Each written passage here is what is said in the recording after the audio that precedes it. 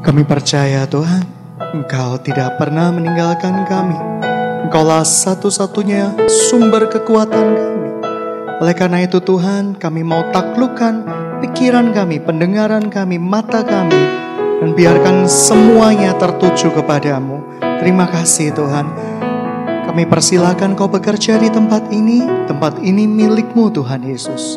Dalam nama Tuhan Yesus Kristus, kami berdoa dan mengucap syukur. Haleluya. Amin. Shalom. Mari kita buka firman Tuhan di dalam Mazmur 119 ayat yang ke-26. Saya bacakan. Jalan-jalan hidupku telah aku ceritakan dan Engkau menjawab aku. Ajarkanlah ketetapan-ketetapan-Mu kepadaku. Buatlah aku mengerti petunjuk tita-titamu, supaya aku merenungkan perbuatan-perbuatan-Mu yang ajaib. 28. Jiwaku menangis karena duka hati, dan teguhkan aku sesuai dengan firman-Mu. Jauhkanlah jalan dusta daripadaku, dan karuniakanlah aku Taurat-Mu. Aku telah memilih jalan kebenaran, dan telah menempatkan hukum-hukum-Mu di hadapanku. Aku telah berpaut pada peringatan-peringatan-Mu ya Tuhan. Janganlah membuat aku malu. Aku akan mengikuti petunjuk perintah-perintah-Mu, sebab Engkau melapangkan hatiku. 33. Perlihatkan kepadaku ya Tuhan petunjuk ketetapan-ketetapan-Mu. Aku hendak memegangnya sampai saat terakhir. Oke, kita lompat di dalam Markus. Kita buka firman Tuhan di dalam Markus 4 ayat yang ke-21. Lalu Yesus berkata kepada mereka, orang membawa pelita bukan supaya ditempatkan di bawah gantang atau di bawah tempat tidur, melainkan supaya ditaruh di atas kaki dian. Sebab tidak ada yang tersembunyi yang tidak akan dinyatakan, dan tidak ada sesuatu rahasia yang tidak akan disingkap. Barang siapa mempunyai telinga untuk mendengar, hendaklah ia mendengar. Lalu ia berkata lagi, camlah apa yang kamu dengar. Ukuran yang kamu pakai untuk mengukur akan diukurkan kepadamu, dan di samping itu akan ditambahkan lagi kepadamu. Karena itu siapa yang mempunyai, kepadanya akan diberi. Tetapi siapa yang tidak mempunyai, apapun juga yang ada padanya akan diambil daripadanya. Sedang jemaat yang dikasihi Tuhan, ada yang janggal gak dengan ayat 25? Ketika kita baca, kepada siapa yang mempunyai, kepadanya akan diberi. Tetapi kepada siapa yang tidak mempunyai, apapun juga yang ada padanya akan diambil daripadanya. Firman Tuhan ini berbicara tentang produktif. Begitu banyak anak-anak Tuhan yang terjebak di dalam rutinitas yang membuat mereka sibuk, tetapi mereka sama sekali kurang produktif. Ciri-ciri orang sibuk adalah seperti ini.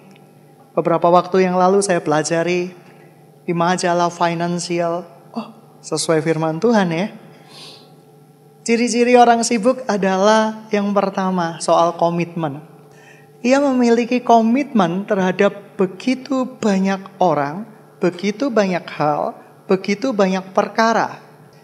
Orang produktif susah berkomitmen, tapi sekali berkomitmen, ia akan menyelesaikannya.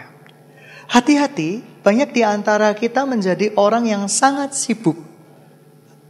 Seakan-akan kita ini bekerja penuh di ladang Tuhan, mengerjakan A, B, C, D, E, F, G, tetapi hasilnya tidak ada.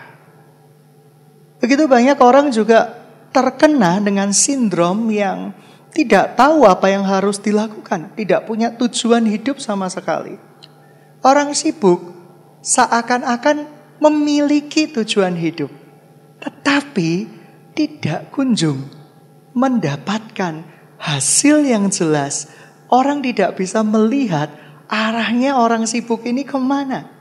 Contoh nih, kita punya teman pelayanan, maaf kalau ada yang punya ciri-ciri seperti ini, harap mendengarkan saja.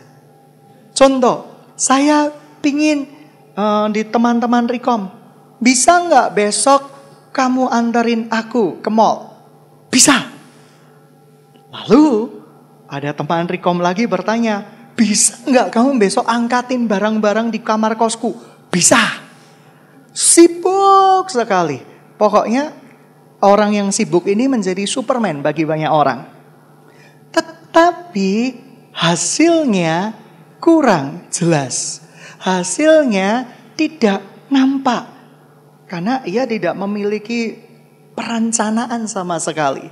Ia mengalir dan tidak memiliki yang namanya tujuan. Garis akhirnya itu tidak jelas. Nah, orang-orang yang sibuk ini dikatakan di dalam firman Tuhan itu seperti gambaran Marta. Marta, maaf bukan Marta di tempat ini, Marta menurut firman Tuhan. Sibuk sekali ketika Tuhan Yesus lagi preaching firman Tuhan, ia sibuk siapin makanan. Ia sibuk siapin bakso.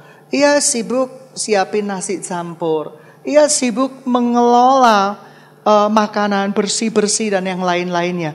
Tetapi tujuan pemberitaan firman Tuhan hari itu menjadi gagal di dalam hidupnya karena ia terlalu sibuk.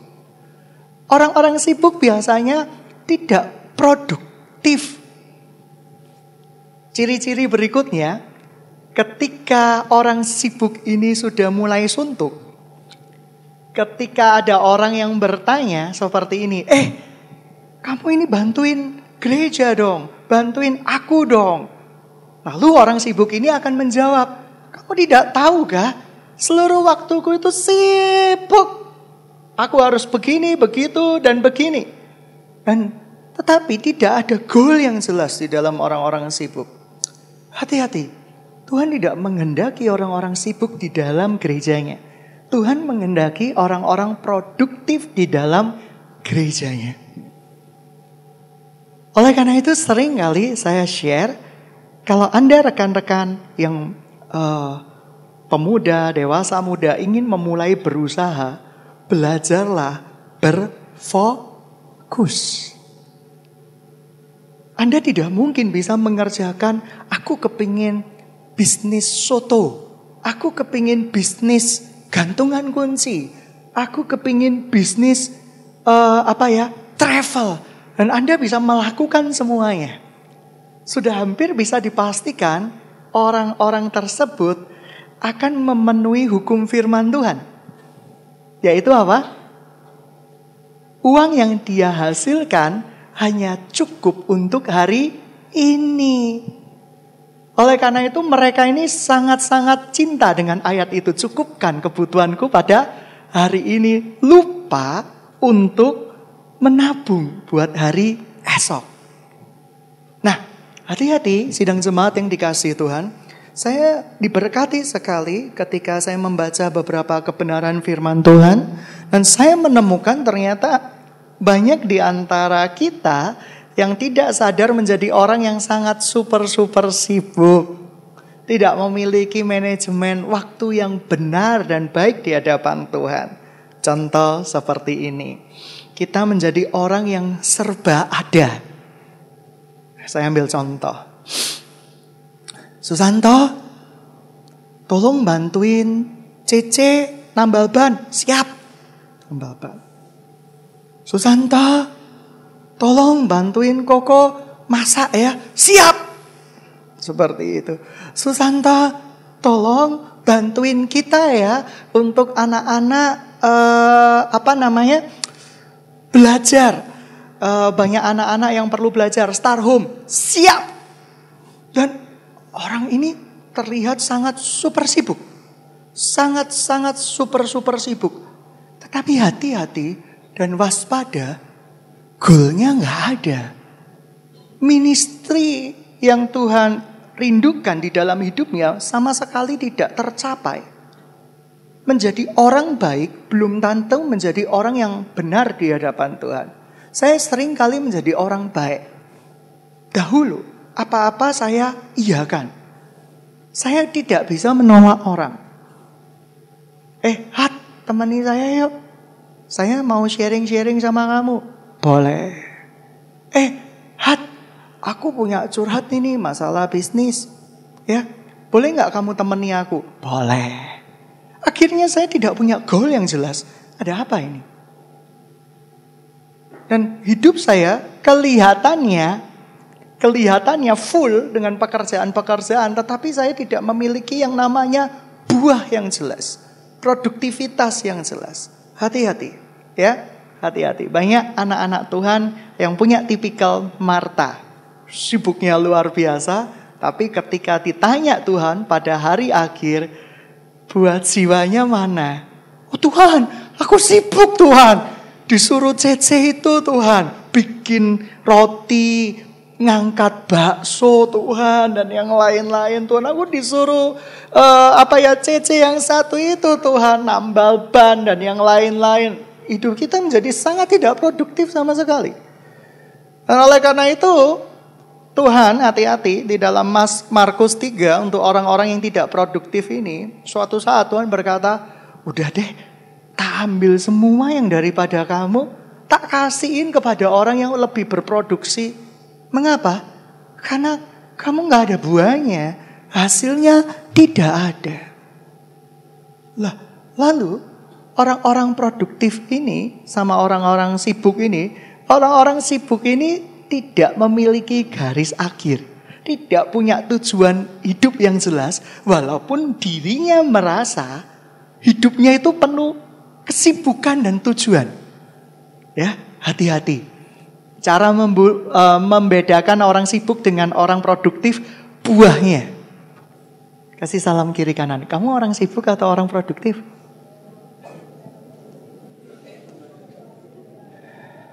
Amin. Amin. Nah, lanjut berikutnya.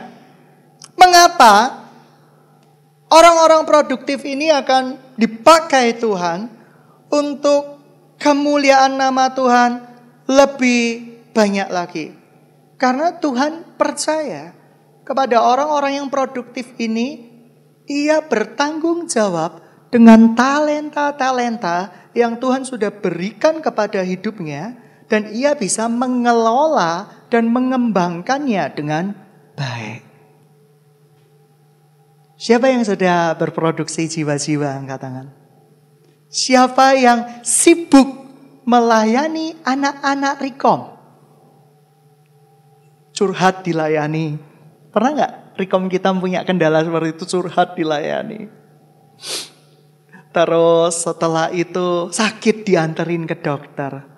Tapi tidak berbuah. Anak-anaknya tidak tertanam sama sekali. Mengapa demikian? Karena kita sibuk untuk memenuhi kebutuhan orang lain yang sebenarnya kebutuhan itu hanya Tuhan yang bisa penuhi. I need quality time with you. Dikit-dikit quality time, dikit-dikit quality time. Kita harus curiga, orang yang sering meminta dan menuntut quality time, jangan-jangan hubungannya dengan Tuhan tidak bagus. Karena apa? Karena ia tidak bisa mendengar suara Tuhan, ia butuh curhat. Nah, ngomong-ngomong soal quality time. Saya punya anak rohani dulu, saya punya quality time dengan mereka. Tapi quality time itu apa sih? Tuhan Yesus ketika dengan murid-muridnya, quality time Tuhan Yesus dengan murid-muridnya itu adalah ngajak doa. Tidak sanggupkah engkau berjaga-jaga 1 jam saja? Tuhan Yesus ngajak penginjilan. Tuhan Yesus ngajak mereka melihat Tuhan Yesus menyembuhkan orang sakit. Itu quality time-nya Tuhan Yesus dengan murid-muridnya. Tetapi definisi quality time yang salah adalah memenuhi kebutuhan emosi dan kebutuhan jiwa nih. Saya pernah masuk di dalam quality time seperti itu. Anak rohani butuh nge-mall, saya temenin nge-mall. Anak rohani butuh yang namanya ngobrol-ngobrol. Tidak terasa kalau ngobrol bisa 2 jam, 3 jam, 4 jam. Nyedot hidup saya, tetapi dia tidak kunjung berbuah. Hati-hati. Quality time pengertiannya bukanlah curhat. Dia kasih sampah, kita terakumulasi, kita tambah depresi. Saya pernah dahulu ngekos sama satu anak rohani yang tidak bisa saya ceritakan, tidak ada di tempat ini.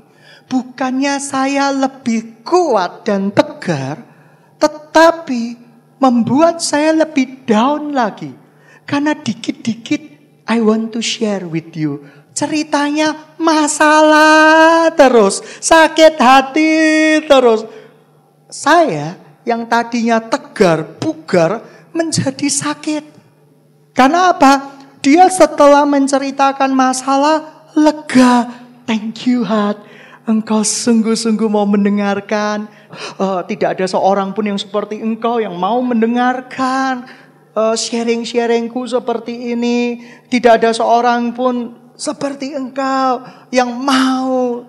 Wes, kamu itu the best friend lah. Gitu ya. Kita senang. Tapi kok saya menyadari, saya pernah mencatat di buku harian saya semakin tertekan, bukan semakin bertumbuh. Ini quality time yang salah. Kalau engkau sekarang hidupmu tertekan dan berbeban berat, cek hubunganmu dengan Tuhan. Setelah kamu cek hubunganmu dengan Tuhan, seperti di Mazmur tadi, kamu belajar ketetapan Tuhan, Taurat Tuhan, harusnya membuat kamu itu hidup, berfokus kepada Tuhan. Yang kedua, jikalau kamu sudah berfokus sama Tuhan, hati-hati, apakah engkau menjadi orang yang sangat super sibuk? Saya sekarang berani tega menolak orang. Sangat tega. Kok, aku mau cerita-cerita. Lusa ya, aku sakit. Kok, aku mau cerita-cerita. Curhat nih bulan depan ya. Tidak semua saya harus layani. Ketika saya melayani semuanya, bukannya saya semakin bertumbuh kepada Tuhan, saya menjadi juru penolong bagi mereka. Dan menggantikan kedudukan Tuhan yang berfungsi sebagai satu-satunya yang bisa kita andalkan. Kalian tidak perlu terintimidasi kalau ada anak rekom kalian bikin status. Cici rohani tidak bisa diandalkan. Hanya Yesus satu-satunya yang bisa kupercaya. Aminin. Jangan tersiksa, terintimidasi. Engkau kena dengan tipu daya iblis yang sedang menguasai pikirannya dan berusaha untuk menunjukkan bahwa mereka adalah orang yang memang disalimi oleh kita. Ya. Tips yang pertama, tujuan kita jelas. Menyenangkan hati Tuhan, memuliakan nama Tuhan. Tujuan kita jelas, kita dibimbing oleh Taurat Tuhan yang membuat hidup kita sehat dan berkemenangan. Yang kedua, Tuhan ingin buah. Buah artinya produksi. Kalau Anda tidak berproduksi, Anda cuma super sibuk, Anda tidak akan bisa berbuah. Dan hati-hati, orang yang tidak berbuah, itu tidak bisa dipakai Tuhan. Ayat ini jelas. Karena bagi siapa yang mempunyai, dia akan diberi. Yang tidak punya apa-apa, malah dirampas semuanya oleh Tuhan. Sadis enggak? Sadis. Orang kaya semakin kaya, orang miskin semakin miskin. Ini ada ayatnya. Hati-hati loh ya. Hati-hati. Berikutnya, tidak mesti sahabat rohani kita, adik rohani kita, bahkan kakak rohani kita bisa memenuhi ekspektasi kita tentang kebutuhan-kebutuhan yang namanya emosi. Sebagian besar curhat adalah untuk mengamini apa yang sedang kita ingin kita lakukan. Setuju? Kamu punya anak-anak rohani, kadang curhat. Aku suka sama orang itu. Maksudnya curhat itu berputar-putar. Ada bakso, ada hadiah, terus ada apa ya?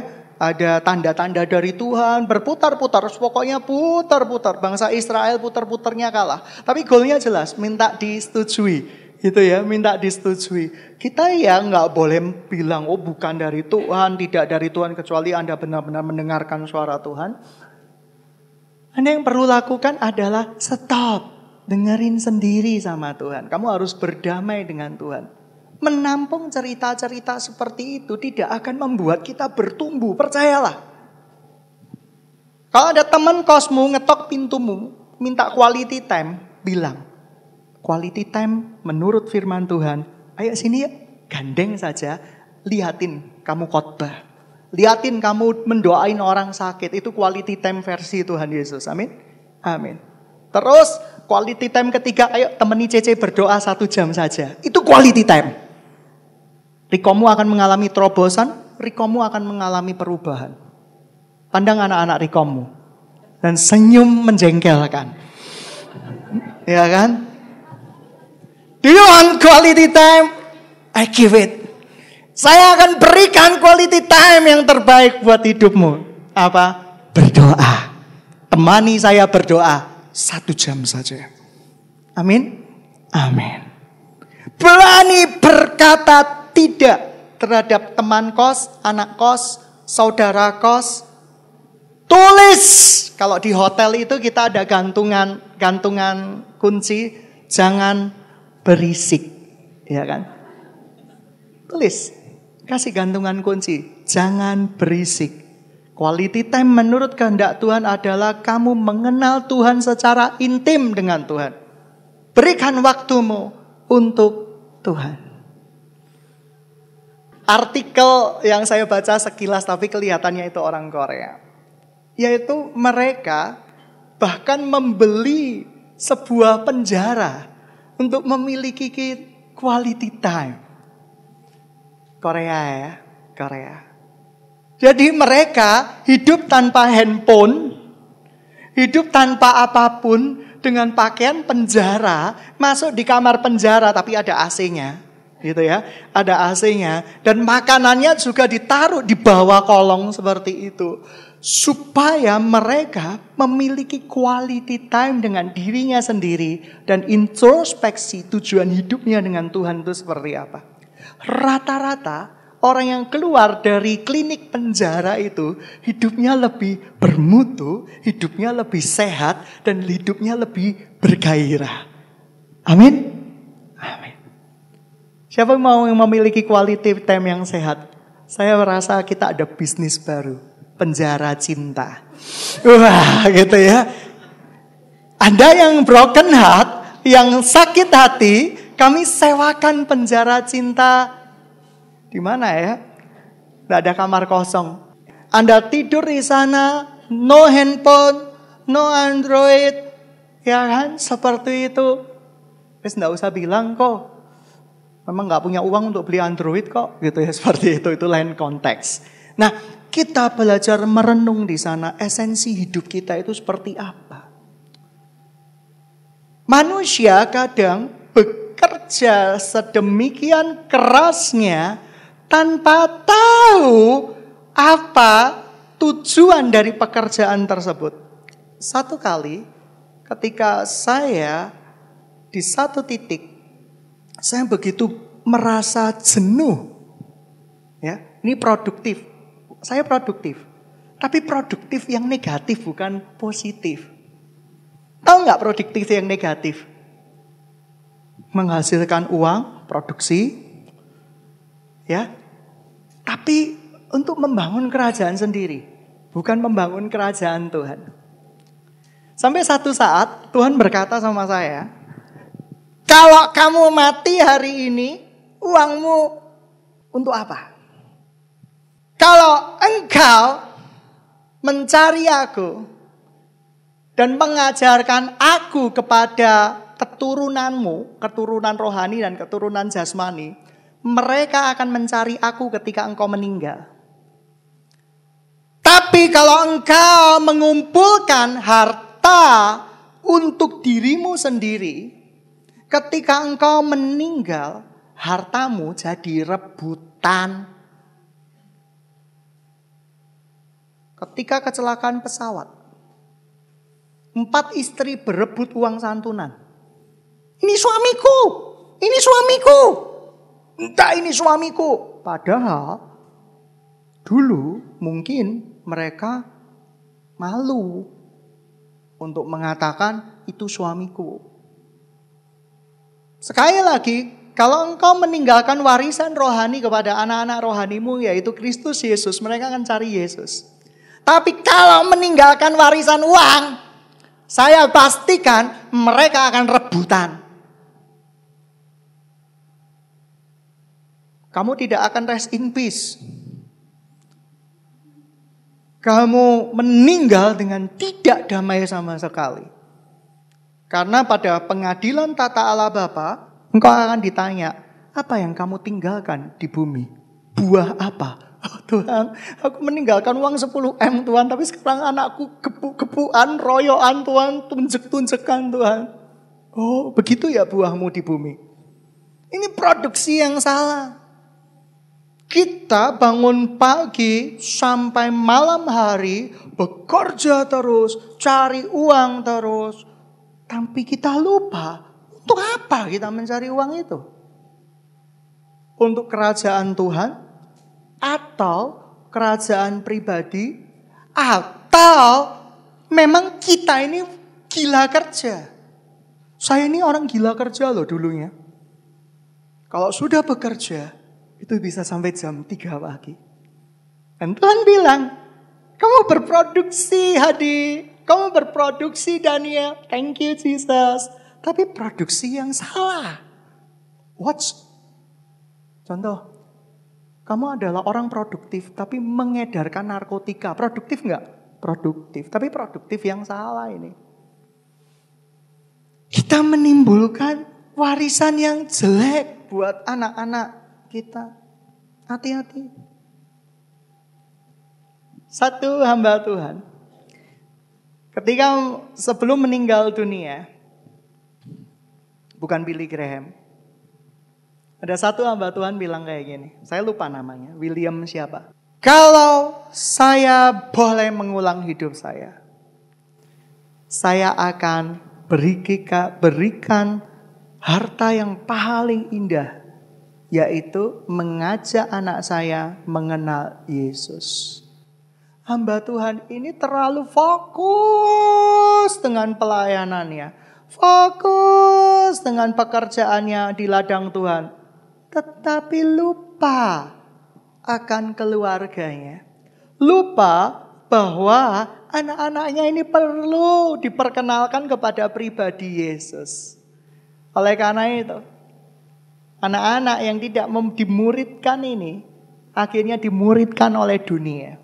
Dan ketika anak-anak dimuridkan oleh dunia, mereka akan menjadi orang-orang yang sangat-sangat menciderai tubuh Kristus.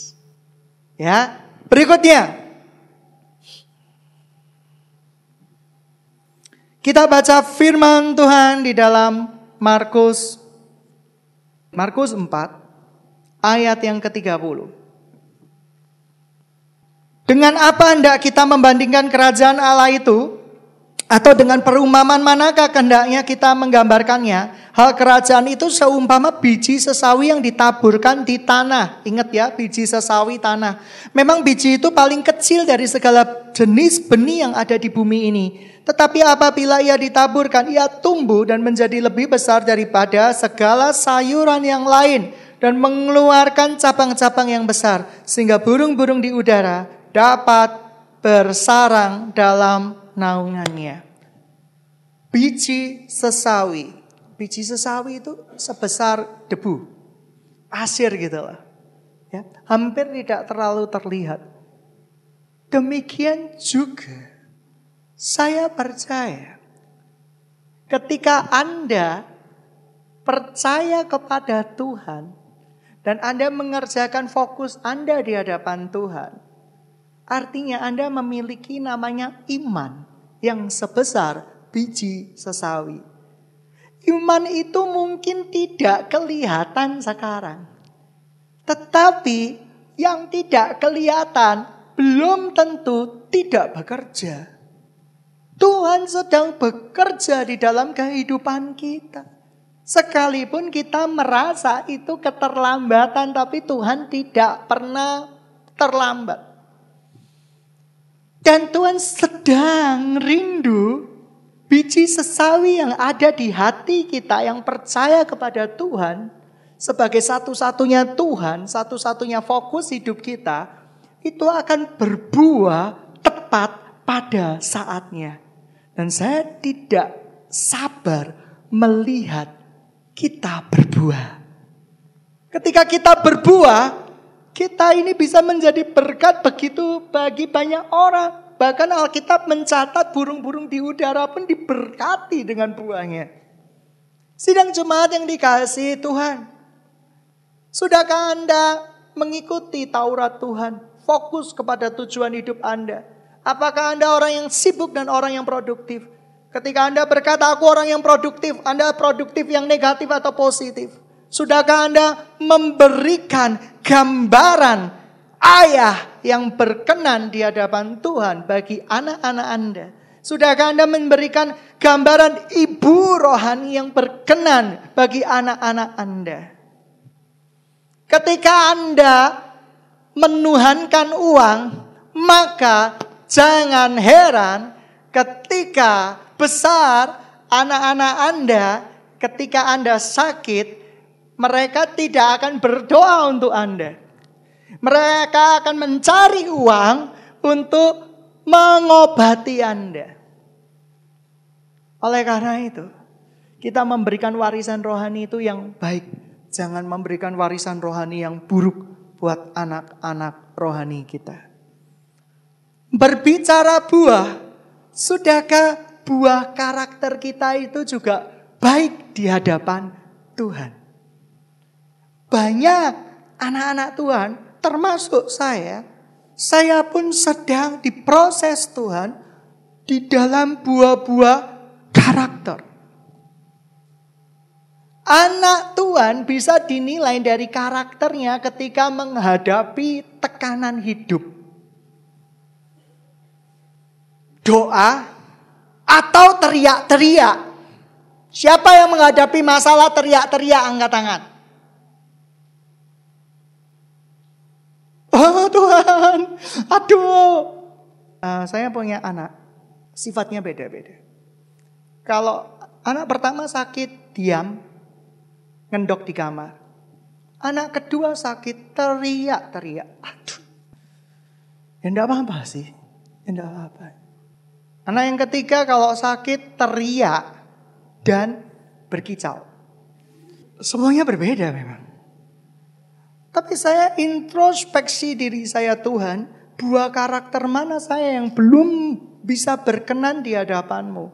Tuhan bilang kayak gini, respon kamu ketika menghadapi masalah, apakah kamu tenang atau kamu heboh? Kalau kamu tenang, artinya kamu sudah berbuah soal karakter yang satu itu. Tapi kalau kamu heboh, semuanya akan ikutan heboh. Anak panas, heboh gak kita? Ada yang karakternya anak panas gak heboh, gak diobati sama sekali. Percaya pada Yesus. Ada yang panas baru sumber saja, langsung telepon dokter yang terbaik, telepon spesialis bedah, telepon spesialis jantung. Kita menjadi orang yang super-super heboh. Nah, hati-hati, kita mewariskan karakter rohani loh buat anak-anak kita. Gembala-gembala Rikom, kalau anak-anakmu heboh, lihat dirimu, kamu heboh gak?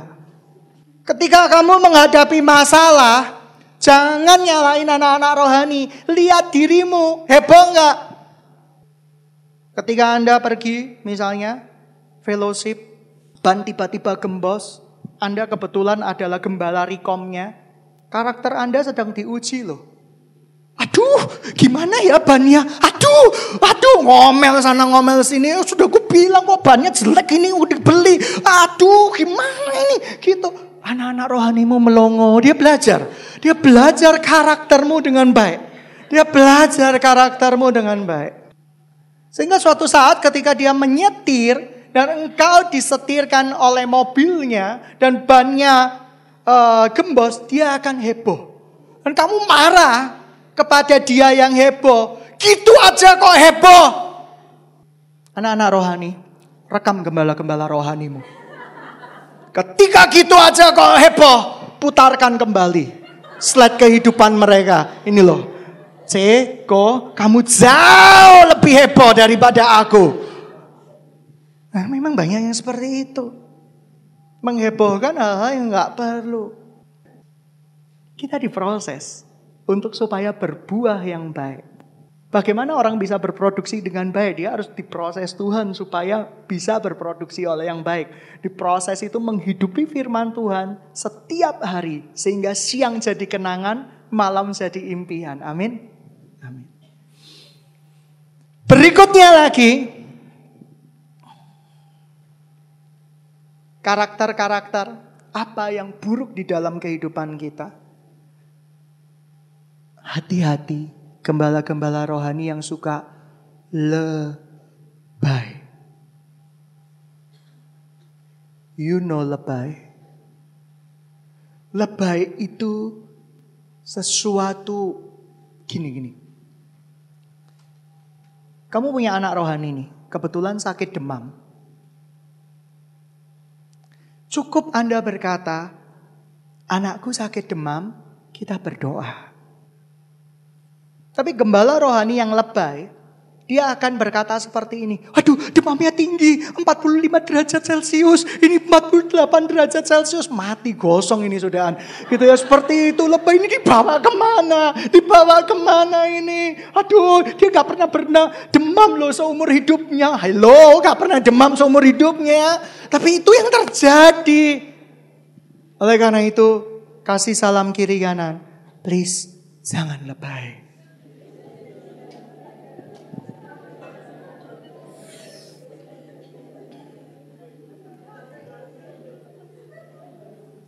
Gembala harus bisa menempatkan dirinya di posisi yang tepat. Kalau gembalanya panik dan khawatir, anak yang demam ringan ini tambah step. Ya kan? Kenapa? Karena dia merasa, loh aku mau mati nih, aku mau mati. Aduh, gimana ini? Hati-hati. Oleh karena itu sidang jemaat yang dikasihi Tuhan, bilang minta maaf nanti sama anak-anak rohani yang pernah kita bimbing. Sorry ya, Koko dulu lebay, pantesan kamu produksinya seperti ini. Maaf ya, maaf, akibatnya seperti ini. Panik. Tidak perlu panik, ada Tuhan. Tapi gembala-gembala yang belum berbuah karakter bukan berarti mereka nggak cinta Tuhan. Tapi mereka belum diproses lebih di area situ. Petrus itu karakternya lebay. Tuhan Yesus ditangkap langsung pakai celurit. Iya, seret. Telinganya putus. Amin. Amin. Sudah untung tuh telinganya yang putus, bukan leher yang putus. Ya kan? Lebay karakternya. Tapi ketika Roh Kudus berkuasa dan hidup di dalam hidup Petrus, dia menjadi orang yang berubah. Izinkan Roh Kudus bekerja di dalam hidup Anda, memproses hidup Anda, dan Anda akan berubah. Ingat yang soal menjala ikan? Yesus mencari murid-muridnya. Ada murid-muridnya waktu itu calon murid-muridnya sedang menjala ikan. Tapi ikan gak dapat. Hati-hati. Kalau Anda sudah berproses, tetapi tidak pernah bisa berproduksi dengan baik. Ingat perumpamaan Tuhan Yesus itu. Lalu Tuhan berkata, pergilah sekali lagi ke tengah danau itu. Murid-muridnya berkata, hello, Aku dari tadi cari di sana nggak ada ikan. Ini sudah jam berapa? Engkau suruh ke sana. Ini terlambat. Tapi mereka taat. Dan Tuhan memberkati ketaatan mereka dengan hasil ikan yang berlimpah-limpah. Mungkin hari-hari ini kamu sedang berproduksi, diproses Tuhan, tapi hasilnya nggak ada. Waktu Tuhan. Serahkan waktu itu kepada Tuhan. Karena kita tidak bisa. Oh, aku sudah kayak gini. Aku sudah bayar per puluhan. Rajin menabung. Rajin berdoa. Tapi kok nggak didapat apa-apa? Aku minta apa sama Tuhan belum dapat. Mana produksiku? Hasil dari produksiku mana? Ingat. Tuhan yang pengelola waktu kita. Dan Dia tahu yang terbaik buat hidup kita. Amin. Amin. Salam kiri kanan lagi. Kamu sudah berproduksi, tapi hasilnya belum ada. Sabar. Amin. Amin. Oke. Saya ini orang yang tidak saya sangka suka menulis surat. Suka menulis puisi. Satu kali saya menulis lagu. Stand By Me. Lagunya cuma Stand By Me. Saya bilang, FIV sempurnakan. Nada-nadaku nada sumbang. Sempurnakan dengan nada-nada yang lebih manis dan baik. Lalu beberapa waktu yang lalu, saya ketemu lagi referennya. Ternyata selidik punya selidik. Lagu ini saya tulis sudah tahun 1998 sampai tahun 2000. Gak selesai-selesai. Tetapi waktu itu saya sedang mengambil keputusan yang terberat di dalam hidup saya. Saya tidak tahu tujuan hidup saya. Buku harian yang berupa kertas yang mencar di mana-mana itu ketemu pada saat yang tepat. Saya tulis seperti ini, waktu itu saya harus mengambil keputusan. Saya mau bekerja di ladang Tuhan, itu baik. Atau saya bekerja di marketplace dan itu juga baik. Saya bergumul luar biasa. Saya minta tanda-tanda, semua tanda mengarah ke marketplace. Hati-hati dengan tanda. Saya bingung. 90% saya yakin saya marketplace, 10% saya yakin bahwa saya dipanggil Tuhan untuk pekerjaan Tuhan. Dan waktu itu bukan waktu yang baik buat saya. Perekonomian hancur. Saya tidak punya uang sepeser pun. Lalu saya tulis di referennya. When the darkest night, saat malam tergelap di dalam hidupku, comes into my life. Datang di dalam hidupku. Light my soul. Izinkan jiwaku itu praise your holy name. Bless your holy name. Lalu saya juga tulis. Even the scary path. Scary path itu apa? Jalan yang menakutkan. Broken heart. Heart itu menyakiti my broken heart. Wes hatinya hancur, dilukai lagi. Ternyata waktu itu saya nulis itu saya sedang bergumul. Engkau mau pakai aku di ladangmu apa aku harus marketplace? Karena mamaku butuh uang. Lalu saya tulis lagi. Just show me your perforated hand. Hanya Tuhan aku tuh tidak sanggup. Tunjukkan aku aja tanganmu yang berlubang. Mungkin aku ini seperti Thomas. Aku tuh tidak percaya sebelum melihat lubang di tanganmu. Lalu saya tulis lagi. Dan let me. Artinya kayak gini. Biarkan saya itu memegang pundakmu untuk memimpin saya. Orang buta itu kalau ditonton itu digandeng tangannya? Enggak. Orang buta itu kalau ditonton itu pegang pundak. Supaya dia tahu arahnya kemana. Kalau digandeng nabrak. Ya kan? Contoh di sini ada selokan. Kita gandeng orang buta masuk selokan. Tapi kalau kita di depan, kita masuk selokan dulu orang buta itu aman. Saya bilang sama Tuhan, Tuhan, saya ini kayak orang buta wis Tuhan. Wis tuntun aku Tuhan, tuntun aku Tuhan. Aku tak pegang pundakmu. Saya sedang menceritakan perjalanan hidup saya. Saya sedang menceritakan, lalu saya ada bridge-nya kalau nggak salah. Saya tulis, forever I'm in love with you. Forever I will stay with you. Forever and ever. Saya cuma butuh diyakinkan sama Tuhan. Berapa banyak hari ini anak-anak sidang jemaat Tuhan yang hatinya galau, angkat tangan. Aku gak tahu Tuhan, ikut jodohku monster apa enggak Tuhan. Gak usah takut, minta Tuhan bimbing kamu. Tuhan, aku gak tahu Tuhan, bener enggak aku mengambil keputusan. Gak usah takut, pegang pundak Tuhan, Dia akan menuntun kita. Amin. Sidang jemaat yang dikasihi Tuhan, ketika saat itu tiba, saya percaya begitu banyak orang yang sudah mengalaminya. Anda sudah ikut tuntunan Taurat Tuhan, Anda sudah menabur di ladang Tuhan, Anda bahkan bukan sudah berproduksi dengan baik, tapi hasilnya gak ada. Saya seperti itu. Saya merasa saya sudah melayani Tuhan. Tapi mengapa ibu saya harus jadi tenaga kerja? Meninggalkan saya dan adik-adik saya. Walaupun itu belum terjadi.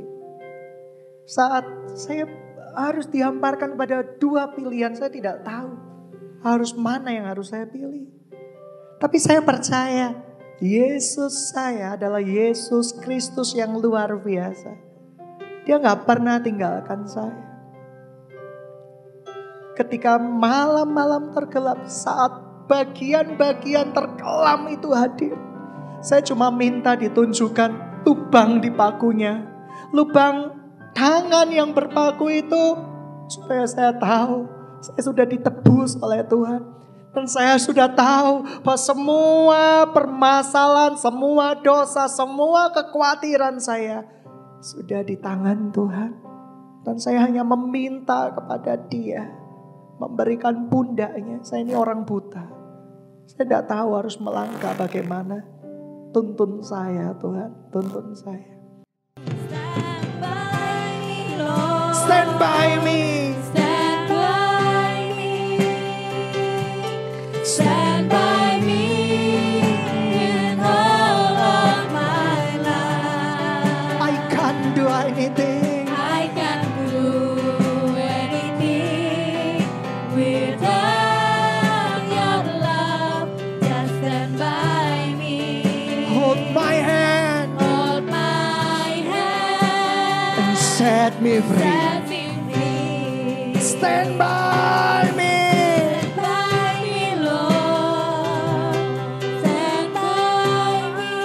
Oh, hallelujah, Jesus. Stand by me in all of my life. I can't do I anything. can't do Aku tidak bisa berbuat apa-apa, Tuhan. anything without your love. Just stand by me. Pegang tanganku Hold my hand. dan bebaskan aku dari semua ketakutanku. Kita berteriak bersama-sama. When the darkest night come into my life, let my soul praise your holy name. Even scared.